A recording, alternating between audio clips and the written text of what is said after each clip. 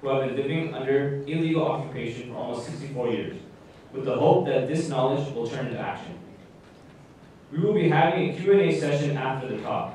Please hold all your questions till the end, and please do not disturb the speaker. If you will be recording, please move to the designated press area, which is located to my left.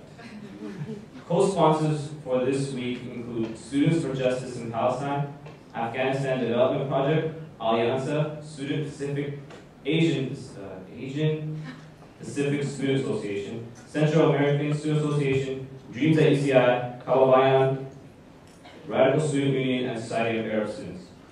Before we start today's event, we'll begin with some verses from the Muslim holy book, the Quran.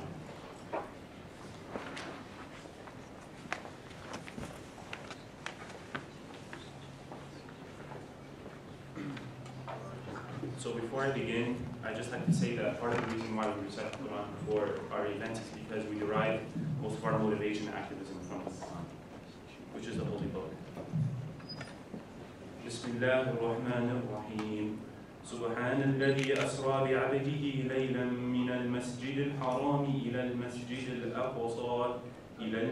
الأقصى الذي باركنا حوله لنريه من آياتنا إنه هو السميع البصير وآتينا موسى الكتاب وجعلناه هدى لبني إسرائيل ألا تتخذوا من دوني وكيلا ذرية من حملنا مع نوح إنه كان عبدا شكورا وقضينا إلى بني إسرائيل في الكتاب لتفسدن في الأرض مرتين ولتعلن علوا كبيرا. In the name of Allah, the most gracious, most merciful, God is the Exalted One who took his servant one night for a visit from the sacred mosque in Mecca to the Aqsa Mosque in Jerusalem. God has blessed the surroundings of the Aqsa Mosque. He took his servant on this visit to show him miraculous evidence of his existence. It is he who is all-hearing and all-aware. To Moses we gave the book and made it a guidance for the children of Israel, so that they would not have anyone as their guardian other than me. We made it a guide for the offsprings of those whom we buried in the ark with Noah, a thankful servant of God. We made it known to the Israelites through the Torah that they would twice commit evil in the land with great transgression and rebellion.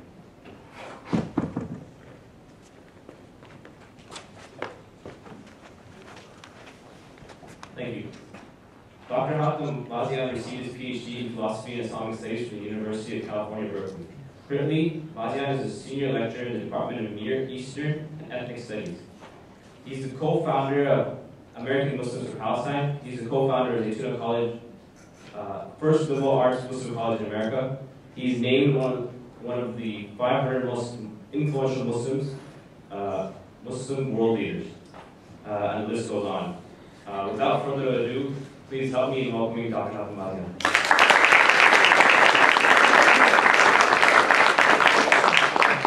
Assalamu alaikum wa rahmatullahi wa barakatuh. Give me a few minutes just to get this set up.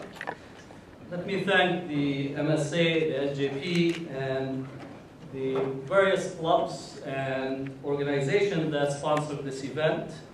And it is courageous to be able to do work for Palestine on college campuses because often Palestine is a subject that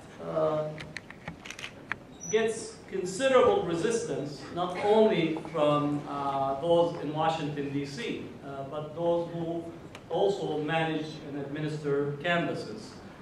And as such, we need to constantly demand a hearing and demand for our voice to be heard.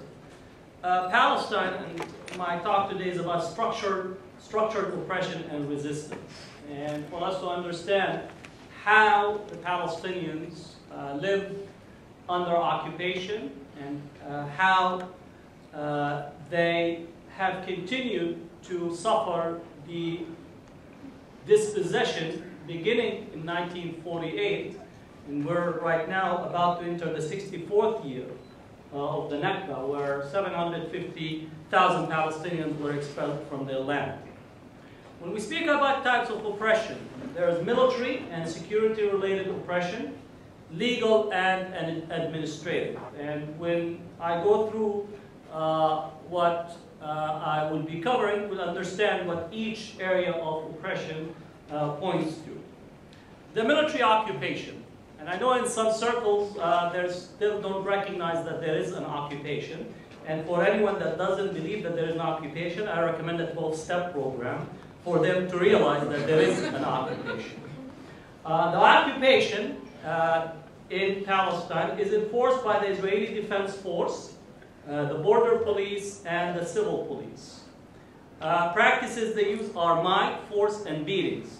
This is not my words. These are at the time, Rabin, who was responsible for suppressing the first uprising, directing his soldiers to use might, force, and beatings, and also breaking the bones of Palestinians who throw stones.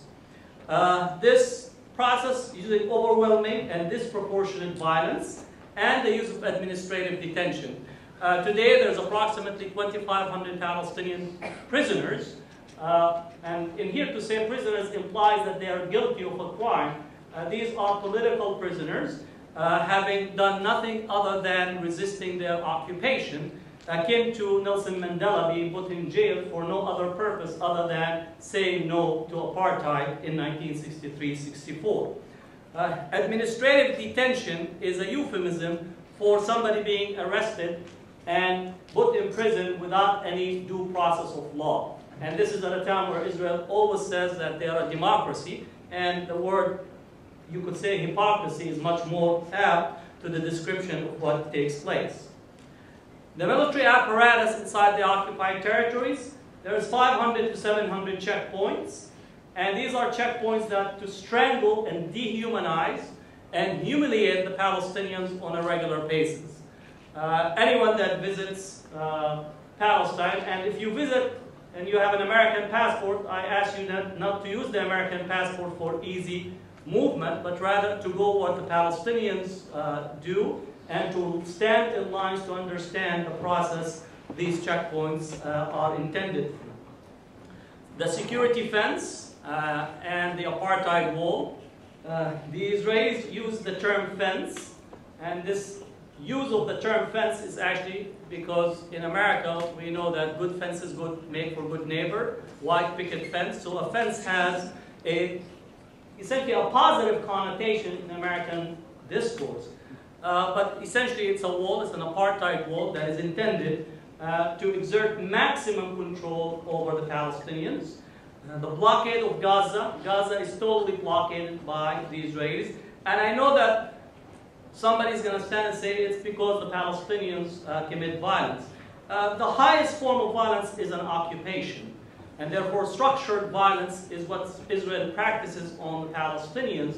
And in the history of, and I recommend for you to read The Colonized and the Colonizer, the response of the colonized in relation to the violence is actually responding by the structure of violence that has been placed upon them. Closed military zones, most of the West Bank is closed military zones, and the protection of the colonists. And in here, they call them settlements, but these are colonists because they are building colonial outposts in many parts of the West Bank. Since 2000, in terms of military violence, 6,311 Palestinians, including from those 1,317 children, have been killed by Israeli forces, and this is the statistics from Beit Salem. During the war in Gaza, 431 children were killed. In the first 3 weeks of the second Intifada, the IDF fired 700,000 bullets and other projectiles in the West Bank, and about 300,000 in Gaza. This is just in the first few weeks. One witness in Central Command quipped that there was a bullet for every child. This was published in Ma'arif, which is an Israeli newspaper, on November 21st, 2002.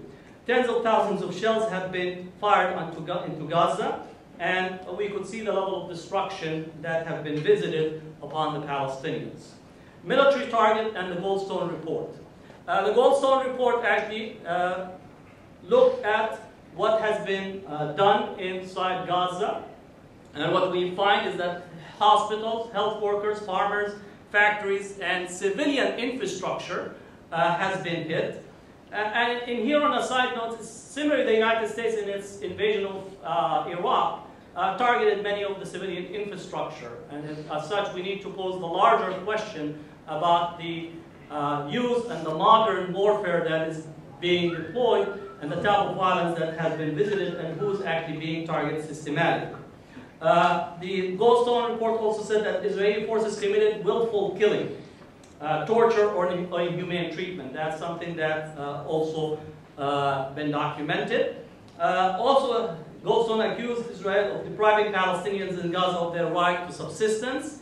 At one point, when the Israelis set up their blockade of Gaza, they said that they want to put the Palestinians on a diet to survive, right, on this diet, but not to die, meaning that to have enough for them to live, but not more than that, so they would not actually be flourishing.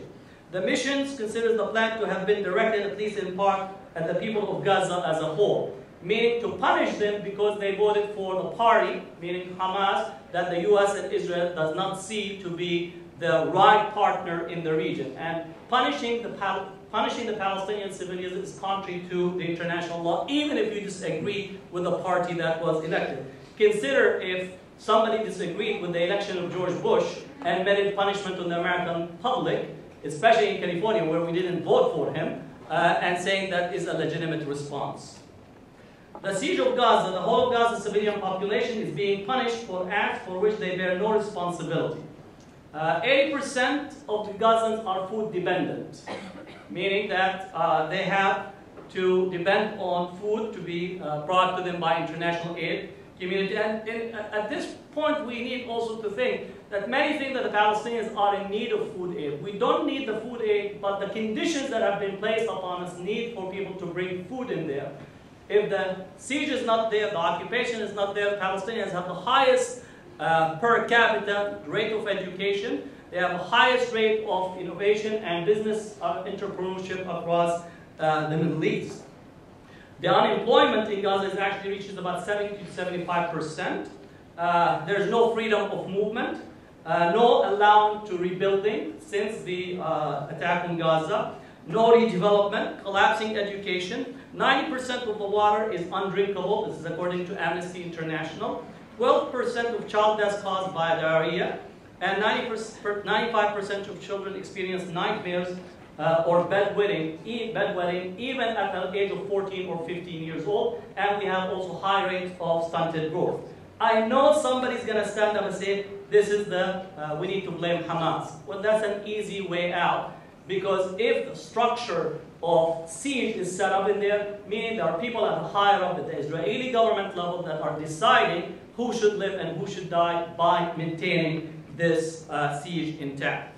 Administrative oppression. The West Bank occupation is enforced jointly by the military and the civil administration. In line with Oslo Accords, the West Bank is divided into three zones: Area A, B, and C. Area C is 61% of the West Bank.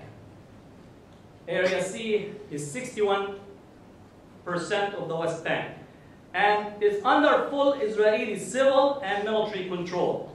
Because many of us think that the Palestinian Authority has this great large land that they control, and the Palestinians should be thankful for the Oslo Accords. In reality, the Oslo Accord shifted the responsibility of the civilian population to the Palestinian Authority, subcontracting to them, and then the large swath of lands in the West Bank was taken by the Israelis, and increasingly Israel is emptying those lands of the Palestinians.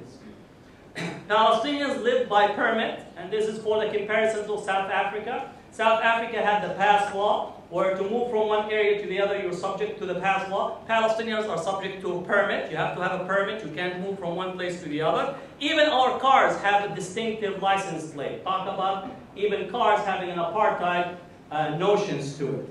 45% of all West Bank land is designated as closed military zones.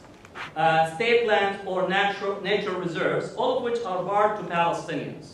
So you have 45% of all the land in the West Bank designated as such. 94% of Palestinians' building applications are refused.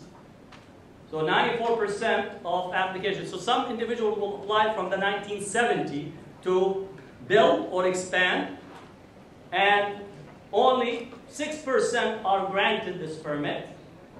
And what happened is Palestinians built, and then the Israeli military administration and civilian administration of the occupation come and demolish the houses that have been built, and they claim that it's been built illegally, go and apply for a permit, and the permit is managed by the military and civilian occupation administration. Talk about what you call one of the most sophisticated process of occupation, where both you punish the occupied people and the mechanism for them to seek redress is managed by the occupiers themselves. Amnesty International reports that the Israeli army shoots up Palestinian water cisterns and has prevented communities whose wells have dried up from overuse by the settlements from collecting rainwater. So you have these cisterns up on various parts of the Palestinian homes and lands, and often the Israeli soldiers actually take shooting practices at them. Settlers, they don't have any qualms of shooting and damaging these facilities in the West Bank, thus depriving the Palestinians of any sense of normal existence. Colonization. And I know some is going to say and stand up and object to the use of colonization. There is no other term to use for what is taking place inside the occupied territory other than the term colonization. If it disturbs your sense of normal understanding, then I would recommend for you to go and live among the Palestinians to understand the dynamics of colonization that are taking place. And once again, we're talking about the West Bank. Because someone here, they'll say, we need two-state solutions. Where is the two-state solution? As we're talking, the Palestinians are waiting or negotiating or talking about ordering a pizza, and the Israeli settlers are sitting in the back and eating all the pizza in the pizza shop. That's called the West Bank. There are over 200 illegal Jewish-only colonies, settlements. There are 500,000 illegal colonists who moved into the West Bank. The majority of those who moved into the West Bank moved after the Oslo Agreement. Meaning, Israel uses negotiations or peace negotiations as a way of creating facts on the ground, creating settlements and settlers, and thus now even the U.S. position have shifted because, you know, today we have the Enhanced Israel Security Act that passed in Congress. 411 congressmen have voted for it. 9 voted present, and only 2 congressmen voted against. So in reality, our Congress is essentially also can be counted as one of those areas where AIPAC can get all what it wants, and that's why you don't have anybody speaking and objecting to what is taking place systematically. The colonies are built on confiscated, stolen land. The colonies are built on confiscated and stolen land.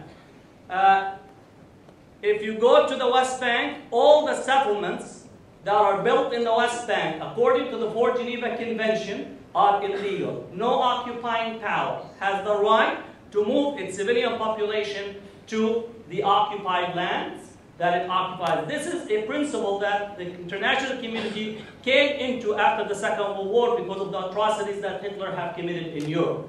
Yet we allow the same thing to happen today by moving the civilian population and depopulating and pressing the Palestinian out. Associated with the colonies are Israeli-only roads. Israeli-only roads. Actually, you have to add Israeli/Jewish-only roads because only settlers can use these roads, and the only settlers in the occupied territories are Jewish settlers because a Muslim can't actually move into a settlement. Right? You can't be living in Nablus and see that there's a new settlement being built and you have the money and you want to move into the settlers. You can't. There is a religious requirement that you have to be a Jewish settler in order to move into these colonies. And the roads are restricted to the use by the settlers. Now, just to give you something to think from our U.S. perspective, we funded these roads. Think about it, if here in LA, you have whites-only roads, and then the rest of communities of color have to drive on other roads. If it's wrong for us here in this country to spend money to create a road that is to be used only by one religious group, why do we fund it in Palestine and have it designated as settler-only or Israeli settlers-only roads? If it's wrong in the US, it should be wrong anywhere. Colonists, there are two types of colonists, economic and ideological. All colonists are armed. Colonists meaning settlers. Every colonist, every settler in the occupied territory is armed. Meaning, and this is often some of those who defend the settler, and these are the pictures of settlers. You might think that they're Palestinians, right? But you would not see this on Fox or CNN or anyone. These are settlers that go around, they burn Palestinian orchards, they attack houses, they attack cars, and they wreak havoc in the West Bank on a regular basis. They are armed, and there is constant assault that takes place.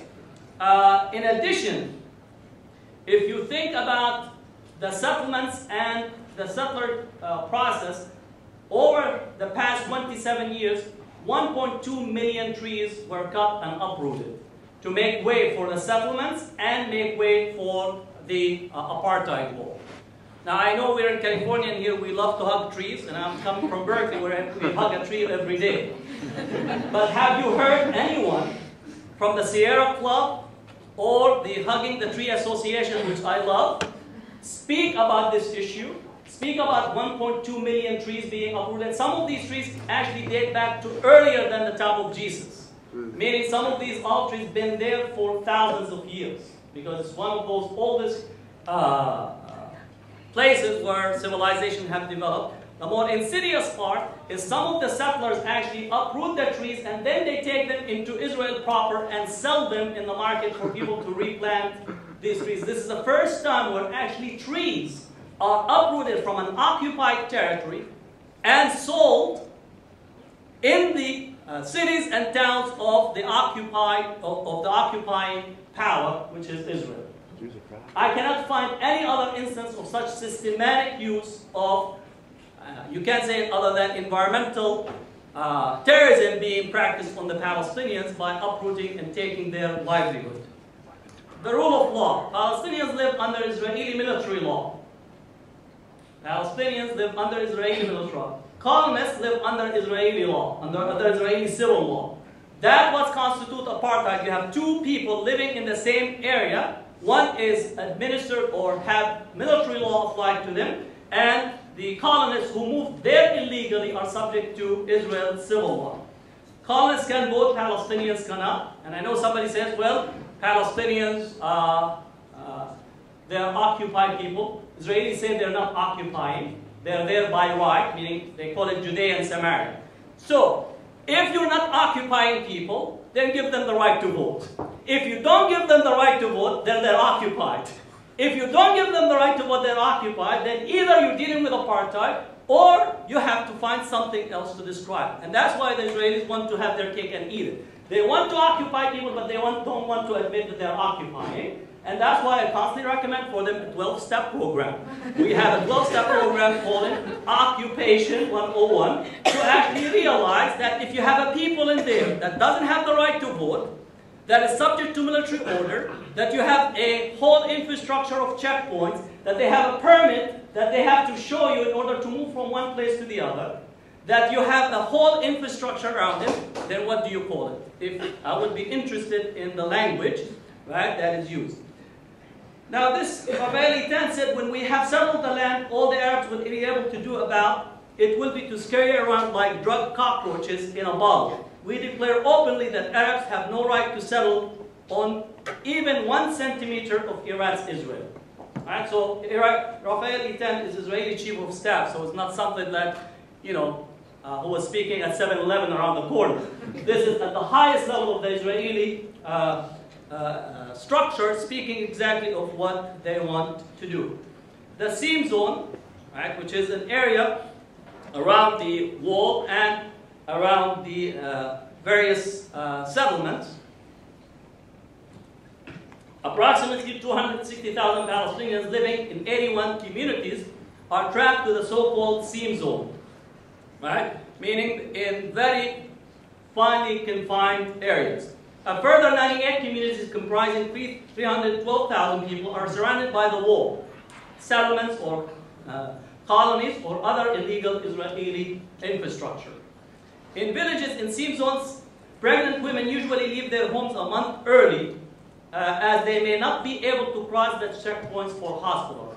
One phenomenon inside the West Bank is actually women giving birth on checkpoints. Not because there is no hospital around, but you would actually spend 6, 8, or 10 hours at checkpoint without being allowed to enter and move around as a result of this checkpoint. The wall is built, and this is moving to the fence of the wall. The wall is built mostly inside Palestinian territory. It annexes up to 10.5% of the West Bank, 80% of the illegal colonists, and the major water resources. The pro-Israelis say that they built the wall to prevent terrorism and violence. Well, if you want to build the wall, you build it on your own land. Can you imagine in here, in UC Irvine or around it, that you have a house and you build an addition to your house on your neighbor's property? You have a court, you go to the court and they say, you know, your property line is here.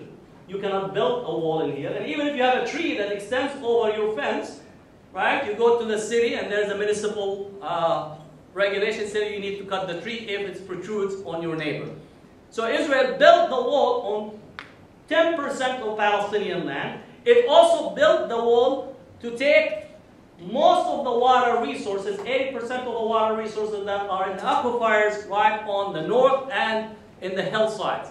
Meaning it was a systematic theft of Palestinian land and systematic theft of water resources to destroy the livelihood of the Palestinians.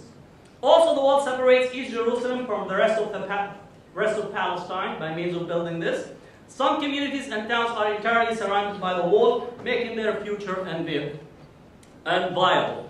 This is in particular in the northern area, in the area around Tul Karim, where the whole town of 60,000 has only one entrance in and out of the town. So if you look, it's only 60,000, and most of the land around the town are a land that is agriculture, is the breadbasket of the Palestinian economy, and that has been completely disrupted by means of the wall. The wall almost totally ignores the daily needs of the Palestinian population, and it's focused most exclusively on the desire to maintain the fabric of life of Israeli settlers. Al-Khalil. Al-Khalil is a city of 140,000, is split into two. 20% of the city is under direct military control because 500 illegal colonists live there. So there are 500 settlers, colonists who moved into Al-Khalil. And as a result of their move in the center of town, the Israeli government have built a whole infrastructure to protect them, taking over to 20% of the city, disrupting the commercial land and commercial part of the town, especially in Salah ad-Din's road. They disrupted the Palestinians' rights on the Ibrahimi Mosque. And this is basically what you have. And these are some of the most right wing settlers that you have. Even by Israeli standards, the behavior of the colonists is intolerable. The sight of Jews fighting at innocent Palestinians has no other name than pogrom. I am ashamed that Jews could do such a thing. This is Ehud Olmert, who just recently was the Israeli Prime Minister. This is what he said in terms of the conduct for these settlers who live inside Al-Khalil. Palestinians in Al-Khalil live under continued harassment, curfews, and closure. East Jerusalem, which is right now at the center of attention, was annexed by Israel after 1967, only recognized by Israel. No other country recognized the annexation because it's an occupied territory. Even in Resolution 181 of the United Nations 1947, it designated Jerusalem as a separate territory to be administered separately. Jewish residents have Israeli citizenship. Palestinian residents in Jerusalem only have ID card, even though that Israel says that Jerusalem is capital. So what you have is an Israeli capital, right? Jerusalem. Tel Aviv is one of the capitals, but you have almost 250,000 Palestinians who live in Jerusalem, but they're not given Israeli citizenship. So you have a capital of a state that claims it is capital, yet denies the citizenship. We could argue whether the Palestinian wants citizenship or not, but in here we're just arguing the principle of the issue. Palestinian residency is temporary, can be revoked for a variety of reasons. If you're from Jerusalem as a Palestinian and you marry, Palestinians do marry, whether you're a man or a woman, you're not allowed to bring your husband or wife. So for example, a Palestinian from Jerusalem comes to UCI to study, falls in love with a woman, Palestinian or otherwise. If they wanted to take their wife with them to Jerusalem, they can't, because it increases the demographics of the Palestinians in Jerusalem. Right? So essentially, they have to live outside of Jerusalem, and if they live outside of Jerusalem, then they lose their residency permit for the husband or the wife. So now you have in Jerusalem Palestinians who are married in the West Bank, their wives or husband, and they have to commute. So actually, Valentine's Day is a daily occurrence for the Palestinians. They have to go in and out to try to reach their loved ones, husband or wife, as a result of this circumstance. So we would say that Israel structurally is actually preventing the Palestinians from having normal livelihood. Now, it only could be explained if Israel declares all the Palestinians are enemy, and that's how Israel sees them, because they want a land without a people, right? And therefore the whole structure is intended to move as many Palestinians out as possible, either through driving them out by means of making their life living hell, limiting their economic opportunity, making all their life difficult, that the result would be that they would leave, and that's at least the intended outcome for what Israel does. Palestinians also are not allowed from the West Bank to visit Jerusalem, to go to pray in Al-Aqsa Mosque. There are actually some people in West Bank have not been able to pray in Al-Aqsa Mosque since 1967. And in here we speak about Israel that says that they want Jerusalem to be an open city. It's not open for Palestinians who want to go into Al-Aqsa Mosque to perform their religious obligations, or for the Christians who live in the West Bank wanting to go to the Church of the Holy Sepulchre to perform their religious obligations, whether at Christmas or other festivities. And the same situation also applies in other places within Jerusalem. One of the issues that right now we're dealing with is the building of the Museum of Tolerance. Museum of Tolerance, we have it, the Wiesenthal Center here in LA. They're building a Museum of Tolerance inside Jerusalem. The plot where they're building the Museum of Tolerance is actually a cemetery space that is a Palestinian and Muslim cemetery. So how can you begin to discuss a Museum of Tolerance when it is built on the bones of people who are buried in that plot? And in other places, some of these cemeteries have been raised and made into parking lots inside Jerusalem. In essence, there is complete disregard for the sentiments, for the feelings, for the religious sensibilities of the Palestinians. So the whole Jerusalem right now is cut off from the rest of the West Bank. Now the picture in here is a very important picture. This is a house that at the time Prime Minister Sharon moved into the heart of the Arab Muslim quarter, Arab Muslim Christian quarter of East Jerusalem, and took this as a designation to say that Jerusalem belongs to the Jews. He took over this and put the Israeli flag down, claimed this property, confiscated it. Now if you go to Silwan and Wadi Joz inside Jerusalem, there are many of these houses that settlers and colonists come in the middle of the night. They say that this is Jewish property and they expel the Palestinians out. You call 911 in Israel, the army comes because it's an occupation army. They protect the settlers who took your house, and they call the Red Cross to give you a tent so you live in the yard, and then they refer it back to court. What court? The military court, which is 3 military officers who are part of the military occupation actually determine and begin to discuss your case. Not a single settler have been moved from his house, from a house that they took over in Jerusalem. Not a single settler has been moved from a house. They come in the middle of the night, take over the house, expel you out. You're living in a tent on the yard, and you call 911, and the 911 here comes to aid those who kicked you out from your house. And your papers are as valid as anyone, but the state does not recognize them because they consider all of the West Bank disputed territories. This is a sophisticated dispossession that takes place at the highest level with the full force of the state behind this process of dispossession of the Palestinians.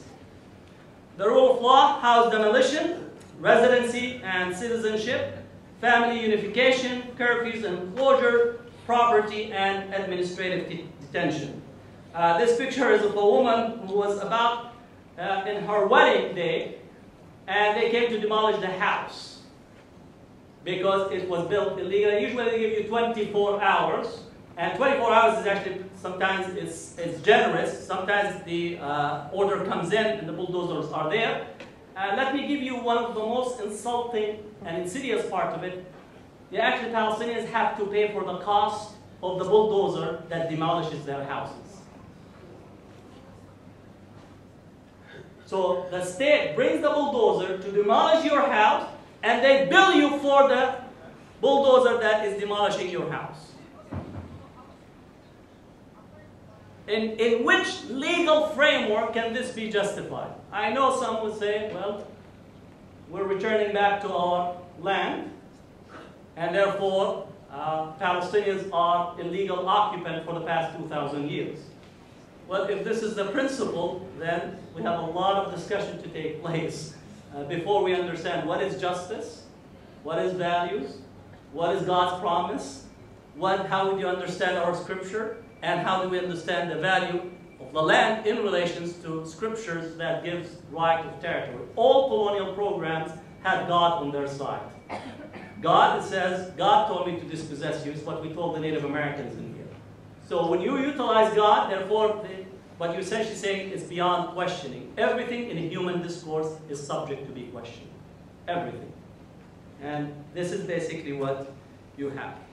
Equal citizenship. Palestinian citizens of Israel are promised equal rights, but they're not getting equal rights. They first entrench discrimination on all fields of life. 9,000 Palestinians live in unrecognized villages. They're denied their homes. They're denied healthcare, water, education, any post in terms of position. Also, their homes are frequently bulldozed, like this Bedouin family. Unrecognized, meaning that at the time that Israel was created, they did not recognize or register that village, and therefore, for eternity, that village will not be given recognition, and the property or the land that the village sits on becomes state property, and this is basically about 150,000 to 200,000 Bedouins are subject to this process. In addition, what you have is a group inside Israel that's called the present absentee. These are individuals in 1948, Palestinians who were outside of their homes, but they were in the state. So when the state of Israel was created, they were given Israeli citizenship, but they were deemed to be absent from their property, and their property thus were confiscated. So they can't claim their property back, even though that they might be living just about 2 or 3 miles away from that property. The Hebrew University reports that in education, 3 times as much is spent on a Jewish child as on a Palestinian child. This sounds to be like the Jim Crow, right? Separate but equal. And we know it's still separate and unequal even today. But this is essentially systemic in Israel and continues to be the case up to the present. The steadfastness, meaning sumud, the Palestinians are still in sumud, they're still resisting. We're not going anywhere, right? So for the Israelis who still are not having difficulty recognizing there's Palestinians, we're not going anywhere. We're still going to be inside Palestine. We're still going to speak about our narrative. We're still going to mention and educate people about it. And if you have a problem for it, once again, 12-step program. We refuse to give up, meaning that we're not going to be swept out of history pages. We're still part and parcel of the daily resistance. Even the Palestinians who go to school every day has to go through checkpoints. I see it that it's the Israeli soldiers who actually is occupied because he has to stay there and recognize that the inhumanity that he is dispensing upon these Palestinian children that pass throughout. And in here what you have, this picture is a beautiful picture. The checkpoint is closed, the military right there. The teacher came and is teaching the students right there in the checkpoint.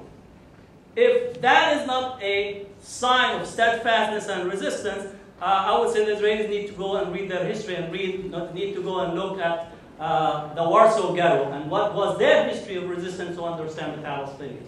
It's in your own history you could understand what has taken place in the Palestinians, and that's how we could, at least in thinking and expanding our understanding, we could relate to the dynamics that is underway in Palestine. So today is the 64th anniversary of the Nakba, the catastrophe, and for all intents and purposes, Palestinians should have been completely forgotten, but they're not. We're here. We're still going to have the 65th anniversary. We're still going to come back. We're still going to engage. And basically, what is taking place at UCI, at UC Davis, at UC San Diego is part and parcel of the globalization of Palestine. And I would add that today we have to continue working on PDS, the boycott, divestment, and sanction. And I know there are some people that in here are worried about this, but the what you call the genie is out of the bottle, just as it was out of the bottle in South Africa. In 1960s, the PDS movement in relation to South Africa started, and it took about 20 years for the first victory to register. And I would say to those who are trying to stop the PDS, you're fighting the wrong battle. You should actually fight for changing the policies of Israel. You're actually trying to shoot the messengers rather than addressing and thinking of the message. You cannot occupy a people and think that you can go on with it without looking and seeing that the global community can look and see that you can't have two different structures in operations without people taking the principled position that this is wrong and it must stop. So I'll stop in here and I'll welcome your questions.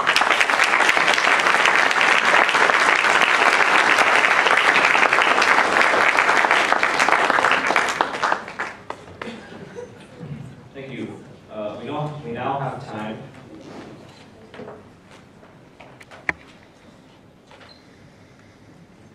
We now have time for a question and answer portion.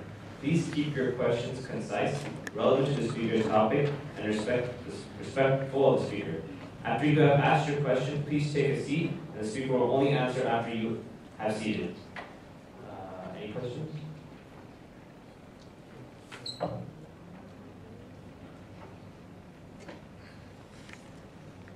Please come with the mic there. Where's the mic?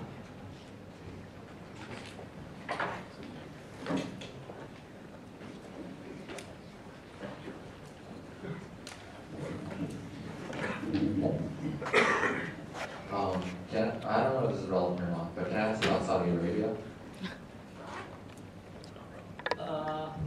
It's not relevant.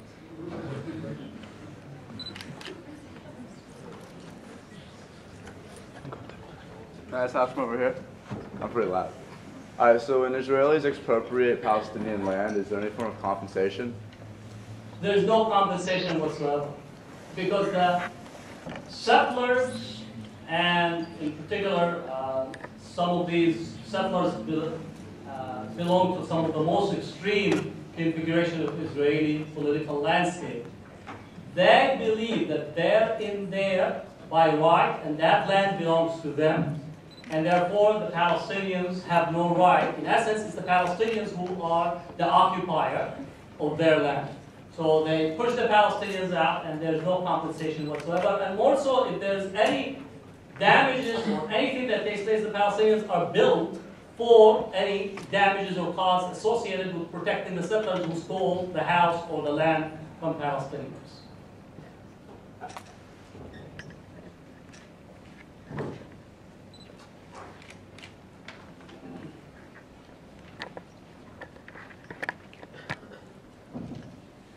I was wondering, in Israel, how is the media coverage of the sorts of things that you described in your presentation? Is it fairer and balanced, would you say, or is it very right-wing, or how is this information getting out to Israeli citizens? I think there is a far more vibrant debate in Israel on the subject. But the debate in the media does not translate into action on behalf of Palestinians. The Israeli government and the Israeli political landscape is decidedly to the right, where I think it's shifting increasingly more even to the extreme right. But the debate is there. I think if you just look at some of the debates in Israel, in many places you wouldn't be even able to publish it because it would be seen as anti-Israel and anti-Semitic. And I would encourage people to go into Ma'arif, to Haaretz, to Yahdut Ahronot, which is available in English, and see the type of debate that is taking place, which is really very, very powerful. Bazian, in terms of his coverage, it's tremendous in terms of the work that Bazian does, in terms of following up on Palestinian human rights and what the Israelis' human rights violations are. Also, the Committee Against Home Demolition also has considerable coverage of every home that is demolished, and then they attempt to try to work with Palestinians to rebuild it, and then the Israeli military comes back and demolishes it again. So that's, in terms of the debates in Israel, is present in there, and you could point to some of those materials that are almost out in public. If the debate is not taking place here in this country, where we're funding Israel to the tune of, direct aid is about $3 billion, but all the other incentives that comes together, you could actually think about $11 billion a year that are directed to Israel, including today the new law that has been passed, which is the Enhanced Israel Security Act. Today, the Congress have voted 411, 9 voted present, and 2 congressmen only voted no to the Enhanced Israeli Security Act, which allows Israel to have access to all kinds of weaponry, access to new ammunition, and so on. And this is what the reality that we're dealing with, especially with almost no debate whatsoever. I'm Gary Faust, I'm a teacher here. You're a professor at Berkeley, right? Yes, I am. Okay. Is this pretty much what you tell your students in your classroom? No, that's my personal opinion. Okay. I Do you different take your personal opinions into the classroom? I think what's your question? Just a yes or no question. Do you give this kind of presentation to your students in the classroom? If I'm presenting on the Palestine narrative, then I'll present the Palestine narrative. If presenting the Israeli narrative, I invite the Israeli Council to present in my place. Okay, my only point is that if this is what you take in the classroom, your students are getting a very one-sided view of... Please ask your question, sir. Thank you.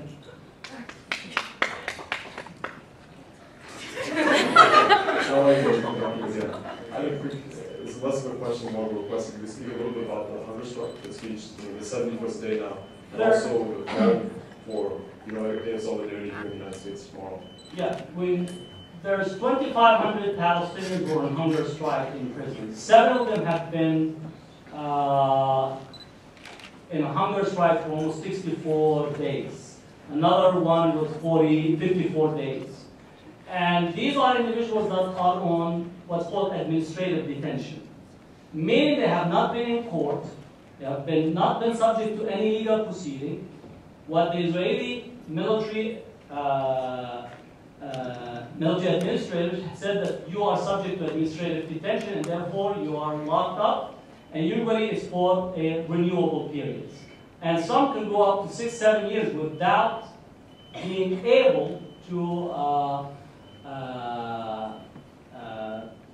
go to court or resolve their issue. So now they are on hunger strike, saying either you take me to court, so let me go and face my action. What is it that you have? And then let me go to court and get a sentence. So at least I know there is an end time for my legal limbo because I'm in no man's land.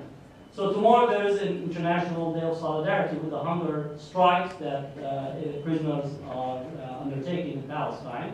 And therefore I think it's important for people to make these linkages with the prisoners. Having said that, I would also encourage people in here to make linkage with the prison industrial complex in our own country, especially in the state of California, where we have about 1 million plus prisoners. We're #1 in their own category. We're 49th in education and #1 in prison population. Right? The United States is the #1 country right now in prison population. 2/3 of our prison population is African American and Latino. So we have to begin also making the linkages on the larger questions about the prisons being a growth industry, We built 22 prisons in the last 15 years. We only built one UC, which is UC Merced. So our priorities are lopsided. And I think we need to critique both what is taking place in Palestine and also critique here the structure that we have, where we're either locking up people in jail, costing us $40,000 a year, and that's part of, I would say, structural problem that we have to also make these linkages.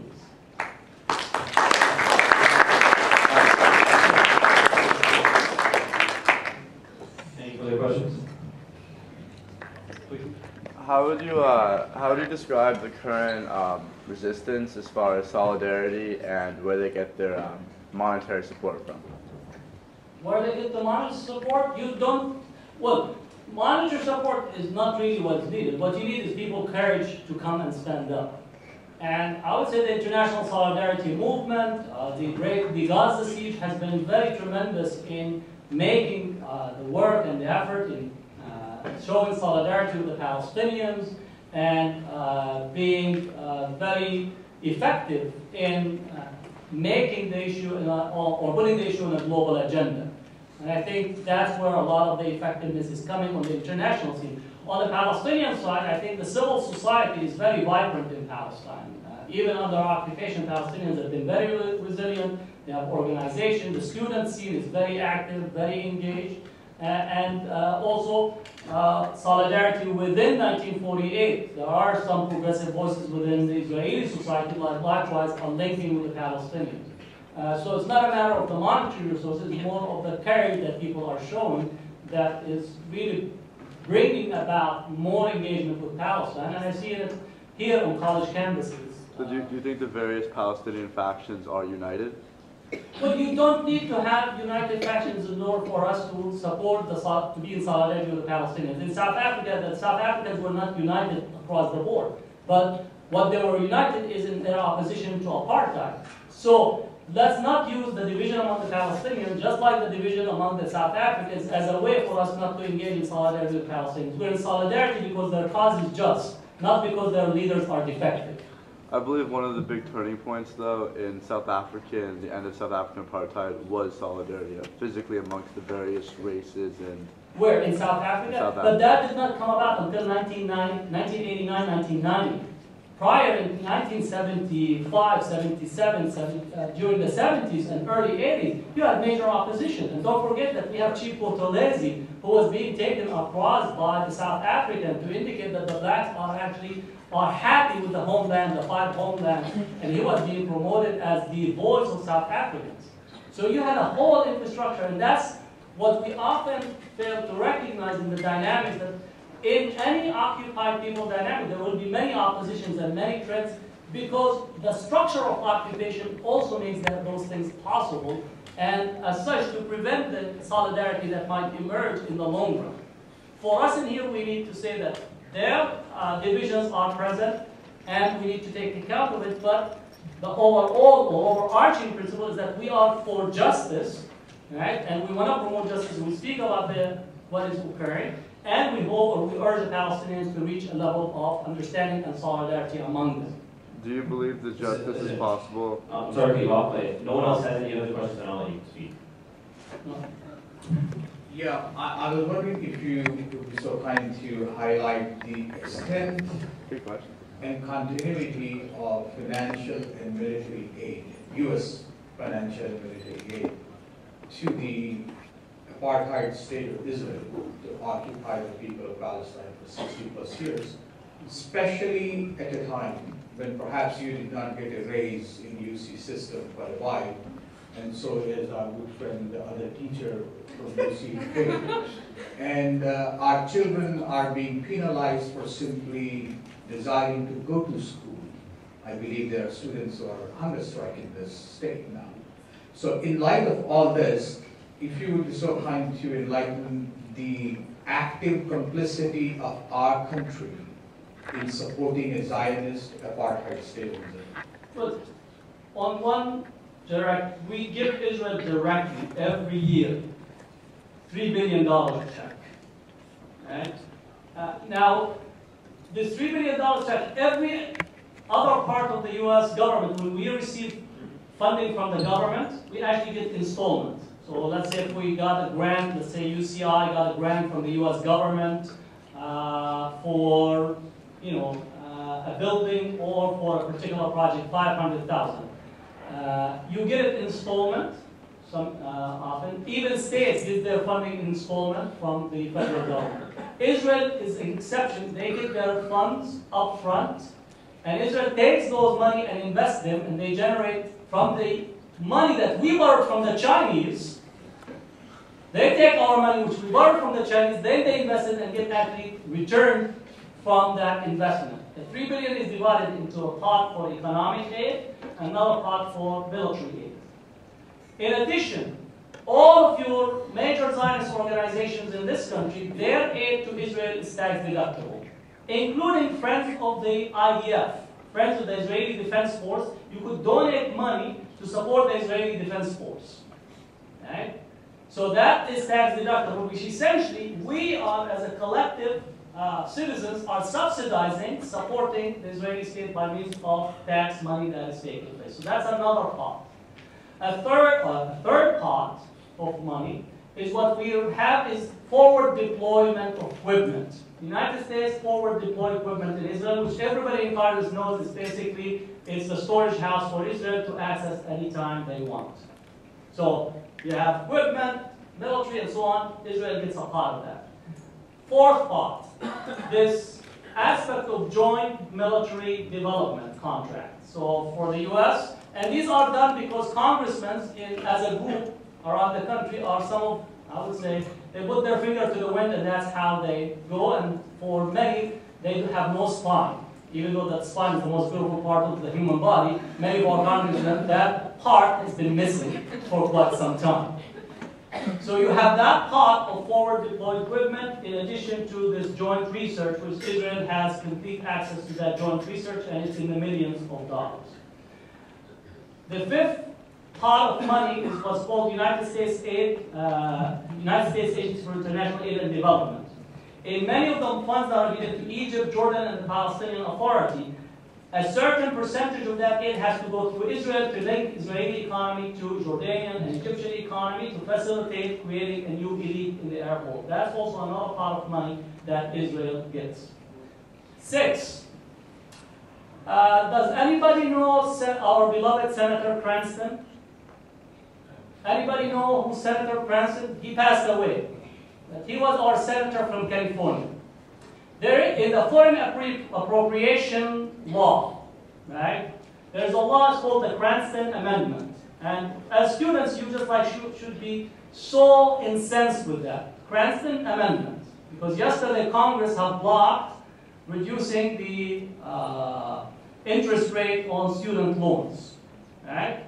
Basically allowing banks to go and still gouge you and increase the interest on student loans. The Cranston Amendment says the following. U.S. aid to Israel at any given year cannot be less than Israel's debt obligation to the U.S.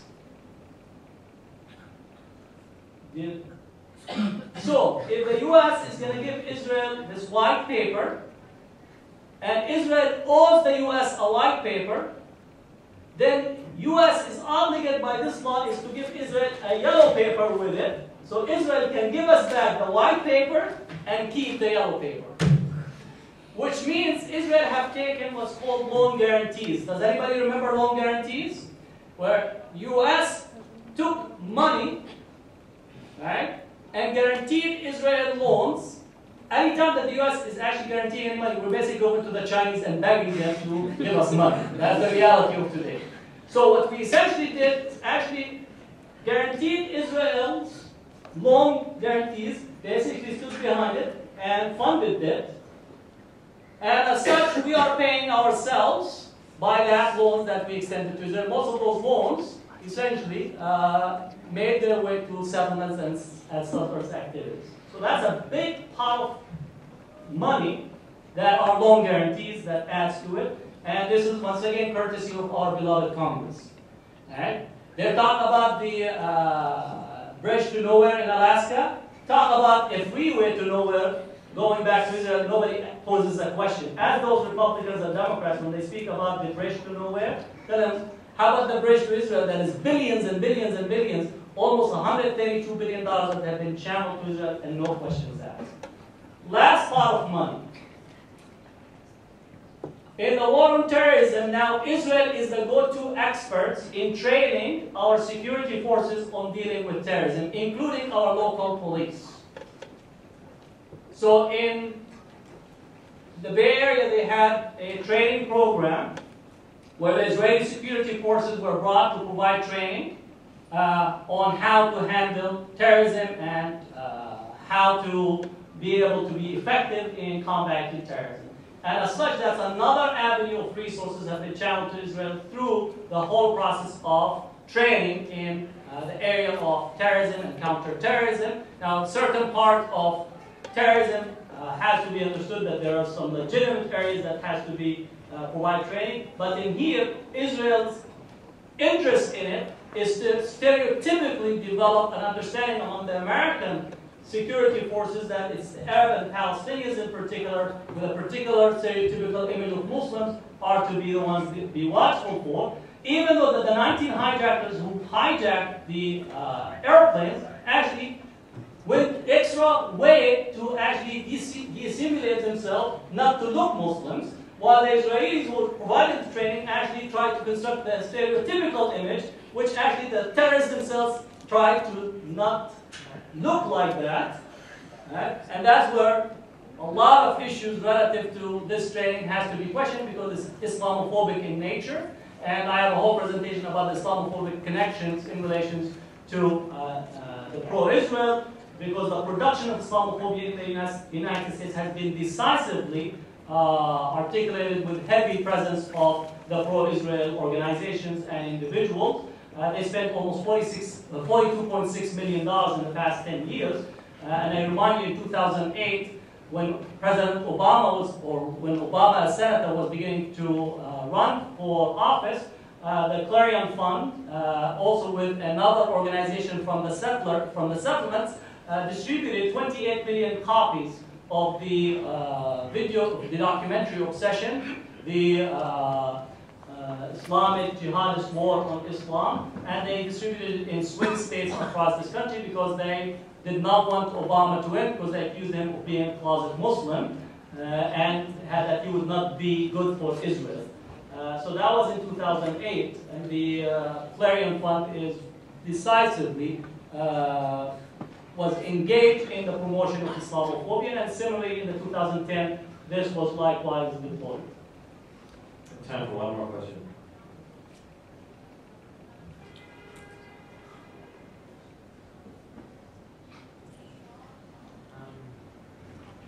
It seems the way you described is the Palestinians, their economic condition is completely controlled by the Israelis. So if how effective would be a Palestinian boycott of Israeli goods with Palestinians living within proper Israel and occupied territories would be?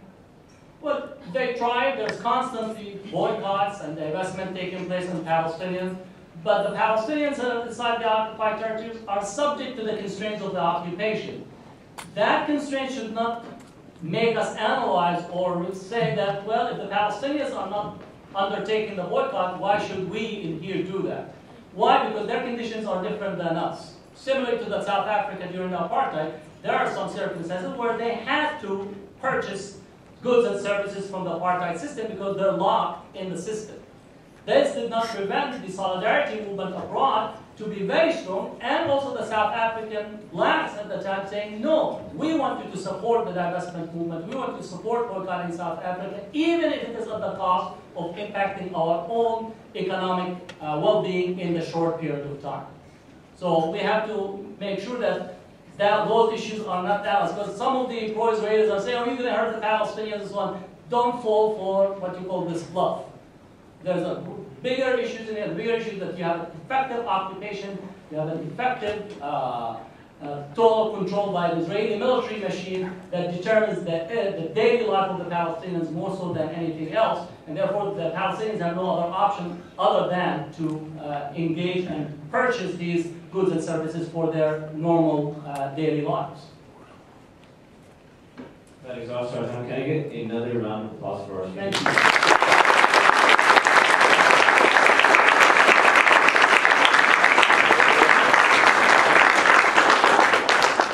Thank you. Thank you for coming out. We hope today's event was informative. Please join us tomorrow for Refusing to be Silenced, the Importance of Student Activism, with Osama Shabaik, a UCI alum and one of the Irvine 11, and a Speak Out by a UCI student. At 8 p.m. for a panel event featuring the Irvine 11 entitled Irvine 11, Giving a Voice to the Voiceless, in this room. Thank you.